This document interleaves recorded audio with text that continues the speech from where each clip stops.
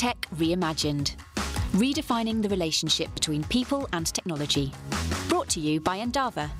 This is Tech Reimagined. Hello everyone, I'm Bradley Howard and welcome to a new episode of Tech Reimagined Season 2, where it's all about the big questions around technology and industries that are impacting our lives. Today's big question is how to use data to take business decisions, and I'm happy to have again with me the brilliant Guy Kawasaki. To start things off, can you tell us what key data-driven decisions you've taken in the past at any of those previous companies? Well, I'm so old, Bradley. I think it may have been before data. No, I mean, in a more semi-serious answer, back then, this is 80s, 90s, 2000s, the way data was approached was primarily, to use a metaphor, looking at your rear view mirror. So you would look at, let's say it's June 9th, all right? So you'd look at the May sales results and you'd say, well, widget A sold well, widget B didn't. EMEA did well, North America didn't, and all that. You look at all that and you try to make some kind of decisions for the month of June, and it's already June 8th. And so really, that's what it was like. It was like looking in your rearview mirror.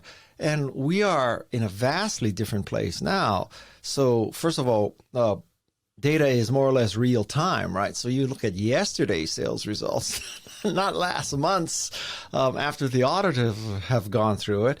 And the other thing is that I think that trend analysis and pulling out information is much, much better.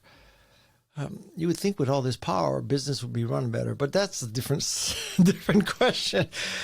So I almost might make the case that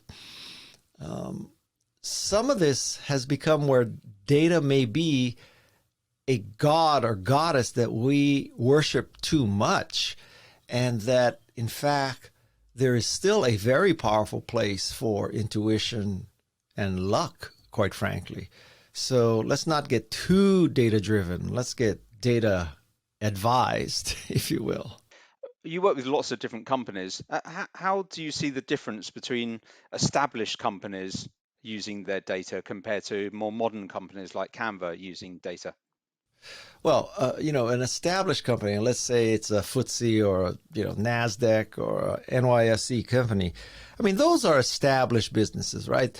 They know what's going to happen, at least for the next few months. Now, they may get blindsided by a new trend and get wiped out, but that is a different discussion. That is just lack of intelligence or bad luck or lack of perception. But in these large companies, it's fairly predictable. You work on version 1, then version 2, then version 3, et cetera, et cetera. Whereas a startup is faking it until you make it. It's making things up as you go. It's wishful thinking. It's blind, dumb luck. It's a very, very different world. And so if you're an entrepreneur and you're listening to this, one thing I would like you to delete from your brain is the concept that a startup is a small, big company. A startup is not a small, big company. A startup fundamentally doesn't know if its product is going to sell, how to make it, its scale, how to make money at it, all this kind of stuff. So you're not a small, big company. You're a completely different beast, and you need to approach life that way. What do you think the main things that any business should consider when collecting data, organizing or transforming it, and then using that data to make business decisions? In a sense, the end does not justify the means. So, and by this I mean, don't go overboard and get too good at collecting data to the point where you're violating privacy, because you may throw out the proverbial baby with the bathwater. And I think you see this kind of classic fight going on right now between Apple and Facebook, right? So Apple is saying, we're not doing screwy things with your data, and Facebook is saying, well, Facebook is not saying we are doing screwy things with your data, but they're certainly philosophically far away from Apple, right? Those two companies in terms of data.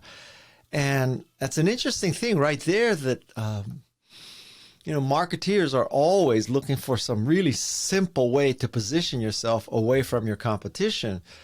And one simple way for Apple to do it now is, we're the company, unlike Google and Facebook, that believes in protecting your privacy. I mean, it's kind of a black and white thing, right? And, and if you drill down one level, it's like, all right, so, guess what? At Apple, we sell you phones and computers. We're not trying to sell your data to someone who's trying to sell you a new kind of vitamin.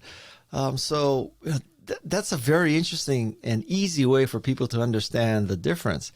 So to get back to your question, first step is, I think a very good moral high ground, assuming you're not a psychopath, is that you should treat customers the way you would like to be treated.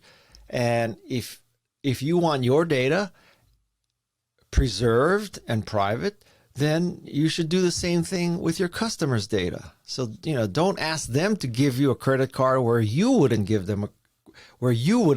a business a credit card. And that's just a very good sort of moral compass for companies. I think it's fair to say that you became famous for your stints at Apple. So if you were to start your career again at Apple today in 2021, in the marketing team or whichever team that you originally joined, how do you think you would take your first few days there? What would you do? Well, I have not worked for Apple for over a decade, so it's not clear to me I could give you good advice. I'm giving you all the caveats, right, before somebody says, oh, Guy said to do this.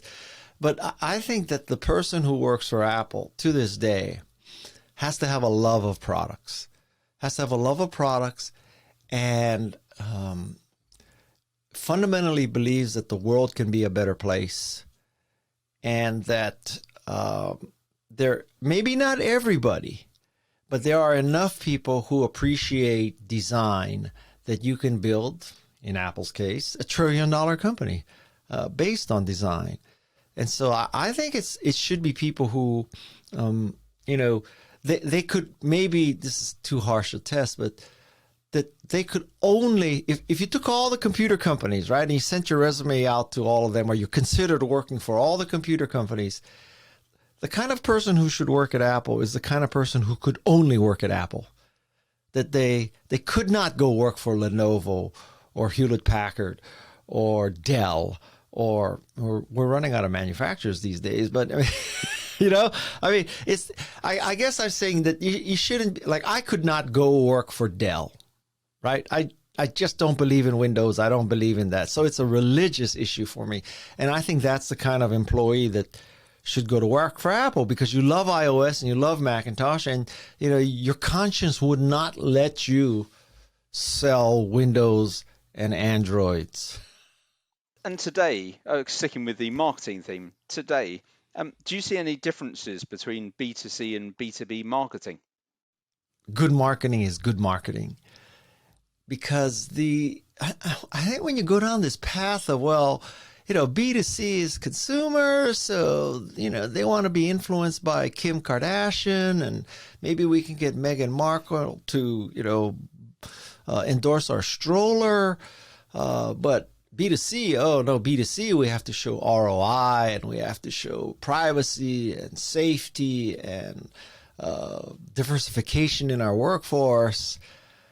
I think that is a very dangerous thinking on both sides, that the B2B is probably more susceptible, that's a bad word, but more influenced by social media than you might ever think.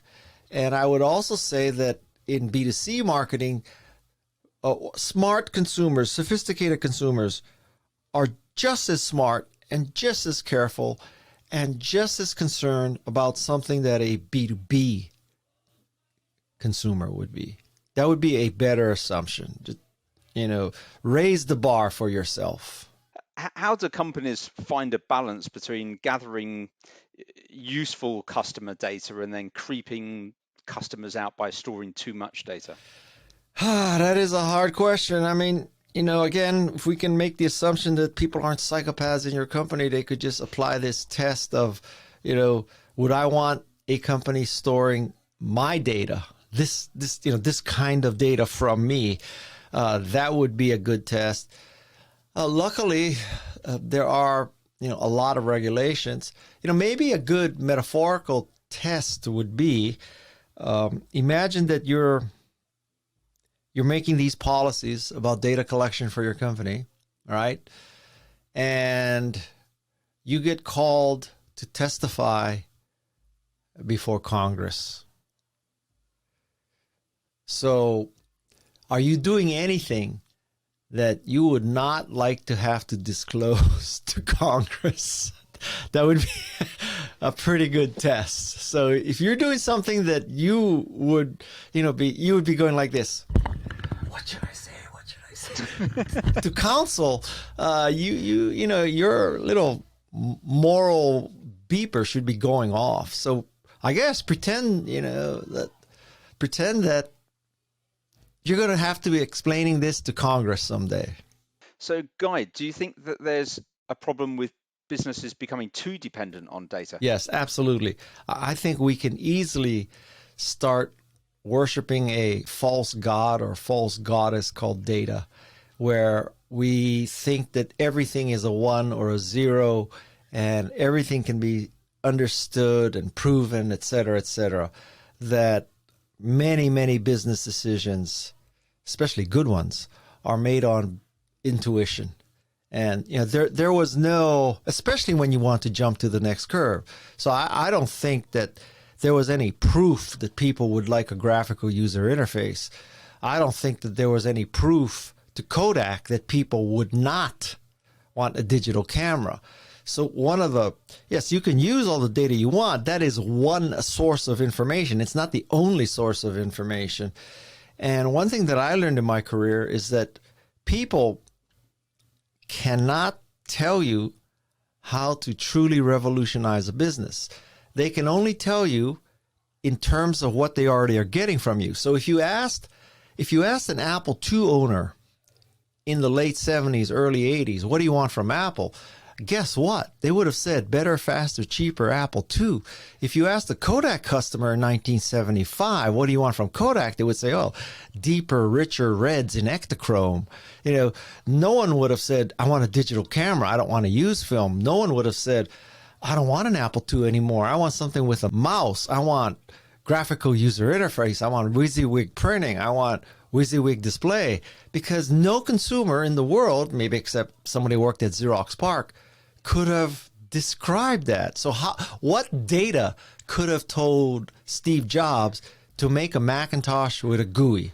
What data could have told Kodak to make a digital camera? And that's where the big bucks are made. Thank you, Guy, for joining us today. It's been an absolute pleasure again to have you on our podcast and pick your brain on how to use data for business decisions. I'm looking forward to all the things that are coming our way. To all of our listeners, hope you had a great time with us today. Please subscribe and join us again next week for another episode of Tech Reimagined. Thank you. Tech Reimagined. Redefining the relationship between people and technology. Brought to you by Endava. This is Tech Reimagined.